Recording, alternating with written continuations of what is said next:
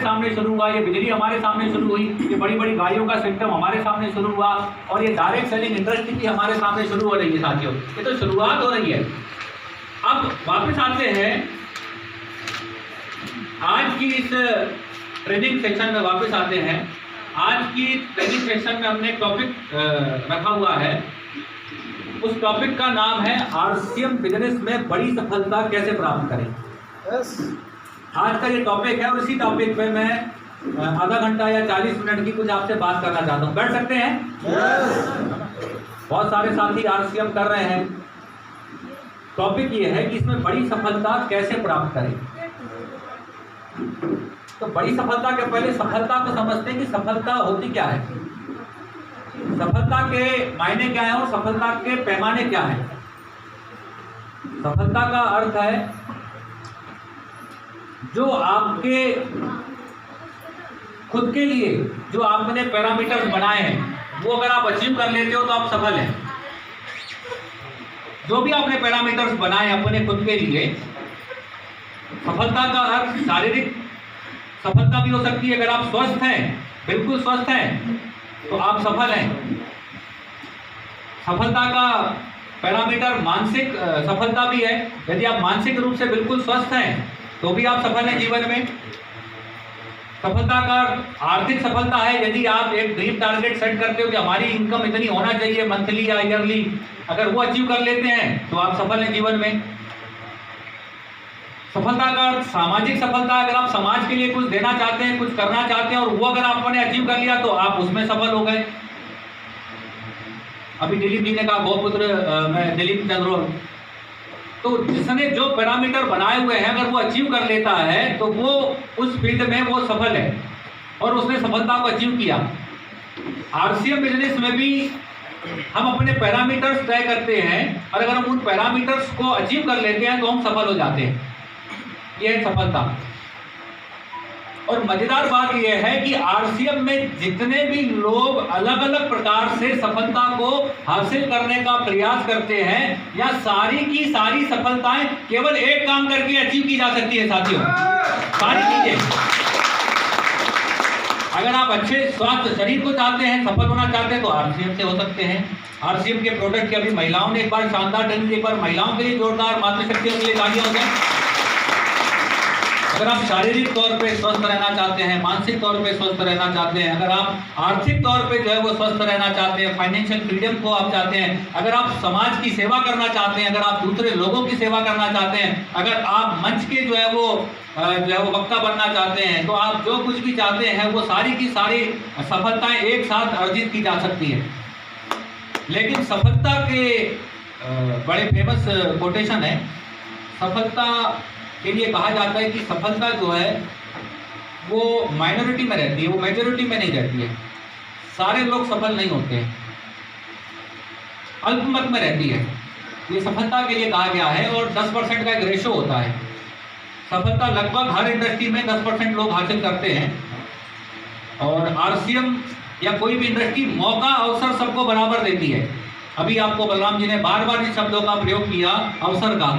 अवसर सबको बराबर आते हैं। कुछ उसको समझ पाते हैं, कुछ उसको समझ नहीं पाते हैं, कुछ समझ के उसको कैच करा ले जाते हैं और कुछ उसको जो है वो उससे अचीवमेंट बना लेते हैं। तो सफलता के सिद्धांत है, पहला तो ये मेजॉरिटी पसंद नहीं करती है, माइनॉरिटी में रहती है, मतलब ये अल्पमत में रहती है। दूसरा सफलता का सिद्धांत है कि सफलता दर्द की कोख से जन्म लेती है साथियों। इतनी आसानी से नहीं मिल जाती है कि जितनी आप आसानी से सोचते हो कि ये सफलता इतनी आसानी से मिल जाएगी, हम रॉयल्टी अचीवर्स बन जाएंगे, हम टेक्निकल बन जाएंगे। देखने से हम उनके जैसे बनने का एक डिसीजन कर सकते हैं कि हमें भी रॉयल्टी अचीवर्स बनना है, हम भी टेक्निकल अचीवर्स बनना चाहते हैं, या हम भी जो है वो एक बड़े बिजनेसमैन अग्रवाल जी जैसे बैठे हैं उनके जैसा बनना चाहते हैं। परंतु इनके पीछे एक हिस्ट्री, एक इतिहास है। आपने शायद ध्यान से नहीं सुना, उन्होंने कहा मैं ग्रेन्स का व्यापार करता हूँ, हमारे खानदान में 100 साल से होता है ये व्यापार। तो अगर एक लाइन उन्होंने कहा है कि आज मैं ग्रेन्स का मंडला जिले का एक बड़ा व्यापारी हूँ, तो उसके लिए 100 साल का सफर तय हुआ है। कल रात में वो दुकान नहीं खुली है। सहमत है मेरी बात से? और 100 साल का पीरियड बहुत बड़ा होता है, पीढ़ियां बदल जाती है। रॉयल्टी अचीवर्स कागज पे तो बताना बहुत आसान है, कि हम राइटी अचीवर्स बन लेंगे, 3.5 लाख बिजनेस वॉल्यूम का बिजनेस एक तरफ हो जाए और 1,15,000 का बिजनेस वॉल्यूम दूसरी तरफ हो जाए, तो आप इस बिजनेस के रॉयल्टी अचीवर बन जाएंगे, आपको अच्छी इनकम आएगी, सुटेबल इनकम आएगी, आप जो है वो मंच के वक्ता बन जाएंगे, कंपनी भी आपको जो है वो आइडेंटिफाई करेगी, कंपनी भी आपको रिकॉग्नाइज करेगी, कंपनी भी आपको सेलिब्रेट करेगी। तो ये कागज पे बताना आसान है, मगर वास्तविक तौर पे उनसे पूछिए पर्सनली बैठ के जिन्होंने राइटी का मुकाम हासिल किया है, ये सीधे सीधे नहीं आता है साथियों। बात थोड़ी सी कड़वी है लेकिन सच्ची है। तो रियल में बनना चाहते हैं राइटी अचीवर? यस। कितने लोग बनना चाहते हैं? एक बार हाथ खड़ा करके क्या बात है, एक बार जोरदार तालियां बजा दीजिए अपने लिए। तो आज का जो हमने सब्जेक्ट रखा हुआ है वो सब्जेक्ट यही है कि आपको उन जानकारियों से अवगत कराया जाए और उन जानकारियों को आप इनकैश करो और उसके बाद जो आपके टारगेट्स हैं वो आप अचीव करो। रॉयल्टी का टारगेट है तो रॉयल्टी अचीव करें, टेक्निकल का टारगेट है तो टेक्निकल टारगेट अचीव करें। और ये तो शुरुआत है, रॉयल्टी और टेक्निकल तो इस बिजनेस की शुरुआती लेवल्स हैं, शुरुआती इनकम लेवल्स हैं जिसमें 25-50 हज़ार लाख रुपए महीना कमाते हैं। ये तो अभी इनिशियल भारत के अंदर शुरुआत है, बहुत कुछ इसके अंदर है। तो यहाँ तक का सफर भी कैसे तय किया जाए और ये कैसे हासिल होता है, जानकारियाँ सबके लिए समान है, परंतु जो उसको इम्प्लीमेंट करेगा, जो उसको अपने जीवन में लागू करेगा, वो 100% कामयाब होगा। साथियों, इस बात की मैं आपको गारंटी देके जा सकता हूँ। तो शुरुआत करते हैं सफलता इस बिजनेस में कैसे हासिल की जाए और बड़ी सफलता कैसे हासिल की जाए। छोटा मोटा अगर आप कुछ सफलता हासिल करना चाहते हैं तो फिर आप आरसीएम ना करें, कुछ भी कर सकते हैं। आरसीएम बहुत बड़ी सफलता को हासिल करने के लिए डिजाइन किया गया सिस्टम है। एक साधारण आदमी को शून्य से शिखर पर पहुंचाने का सिस्टम है साथियों।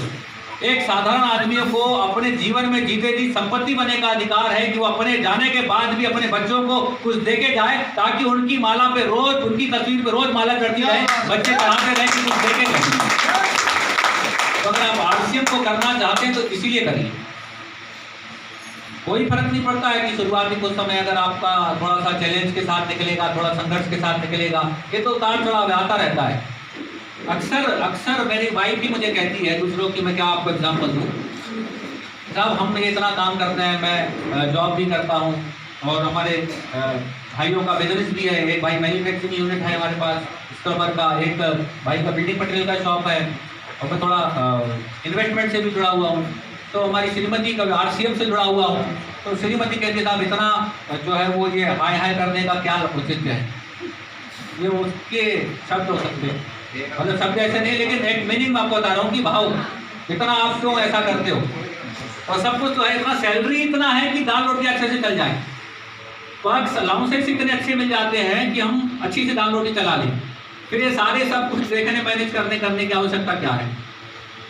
तो मैंने उसको कई बार समझाया तो वो समझ गई। मैंने उसको बताया कि ईश्वर की संरचना आप देखो, जब भी कोई व्यक्ति वेंटिलेटर पे पड़ा होता है तो उसकी हार्ट बीटिंग देखी जाती है, और हार्ट बीटिंग जो है वो ऊपर नीचे होती है, और ऊपर नीचे जब होती है तो परिवार वाले देख के खुश होते हैं उसको कि हार्ट बीटिंग चल रही है, नीचे ऊपर हो रही है। और अगर वो सीधी सीधी लाइन बन जाए तो इसका मतलब वहाँ पे जीवन खत्म हो जाता है। एक लाइन एक करके प्रोग्राम भी आता था टीवी में, दूरदर्शन पर किसी ने देखा हो तो जीवन रेखा करके आता था। तो जब परमात्मा की संरचना ही ऐसी है कि जब तक हम जिएंगे हमारी हार्ट बीट नीचे ऊपर होती रहेगी, तो हम धरती पे आके भी हम मान लें कि जब तक हम धरती पे रहेंगे तो हम ऊपर नीचे होते रहेंगे, और इसी का नाम जीवन है साथियों। और कभी परमात्मा से ये आशीर्वाद मांगना भी नहीं कि हम सीधा सीधा जीवन जिए। सीधा तो परमात्मा ने बनाया ही नहीं किसी को, है ना। धीरूभाई अंबानी तब बने जब उन्होंने बहुत संघर्ष किया, उतार चढ़ाव देखे, बहुत उठापटक किया, चाहे 1 नंबर का चाहे 2 नंबर का, बहुत पढ़ा है मैंने उसके बारे में, उनके बारे में, तब वो धीरूभाई अंबानी बने ना। तो सफलता पे मैं बात करता हूँ, यदि आप इस बिजनेस में बड़ी सफलता हासिल करना चाहते हैं तो आपको क्या करना पड़ेगा। सफलता के पैमाने क्या हैं, सफलता के पैरामीटर्स क्या हैं, और हर व्यक्ति हासिल करने का अधिकार रखता है। परमात्मा ने अवसर सबको बराबर दिया हुआ है, आरसीएम बिजनेस ने सबको बराबर अवसर दिया हुआ है। शून्य से लेकर सारे लोग शुरुआत करते हैं इस बिजनेस में। कोई भी इस बिजनेस में डायरेक्ट जो है कुछ मैनिपुलेटेड करके दूसरी कंपनियां ऐसे हो सकती हैं कि किसी नए व्यक्ति को जो है वो सीनियर बना सकती है, मगर आरसीएम में संभव नहीं है कि कोई मैनिपुलेट करके जो है वो किसी की अपलाइन बन जाएगा। आज बड़ी बात तो नहीं कहता हूँ, आज अग्रवाल जी भी जुड़ेंगे तो आप सबके नीचे ही जुड़ेंगे, किसी के ऊपर नहीं आ सकते हैं। ये आरसीएम का सिस्टम है साथियों। भले वो मंडला जिले के सबसे बड़े व्यक्ति रहे होंगे, मगर आरसीएम का सिस्टम एक साफ सुथरा एक पवित्र सिस्टम है और होना भी चाहिए, ताकि कभी ऐसा ना हो कि हम मैनिपुलेटेड सिस्टम में हो कि कभी कोई अपलाइन बन जाए कोई ना। हाँ, अपने कर्म से कोई व्यक्ति, ये गारंटी है कि जिसके जैसे कर्म होंगे, जैसे जिस बिजनेस की जो इसको जैसे जैसे गेन करता जाएगा, जैसे जैसे सीखता जाएगा, आपके 1 साल बाद 10 साल बाद जुड़ने वाला व्यक्ति भी आपसे आगे निकल जाएगा साथियों। ये इस बिजनेस का डिजाइन है। इसमें कोई संकोच की बात नहीं कि व्यक्ति आपके नीचे आएगा, परंतु आपसे आगे निकल जाएगा क्योंकि उसकी स्पीड आपसे तेज है ना। और अब जमाना जो है इसी प्रकार का हो चुका है।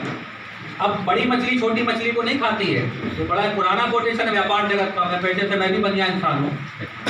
बड़ी मछली छोटी मछली को खा जाती है, ये पुराना कोटेशन हो चुका है। बड़ी मछली अब छोटी मछली को नहीं खाती है, अब तेज चलने वाली मछली धीरे चलने वाली मछली को खाती है साथियों आज के जमाने में। पहले हम चिट्ठियां भेजते थे, किसी को कोई मैसेज देना होता था चिट्ठियां भेजते थे, फिर इलेक्ट्रॉनिक युग आ गया, चिट्ठियों की बजाय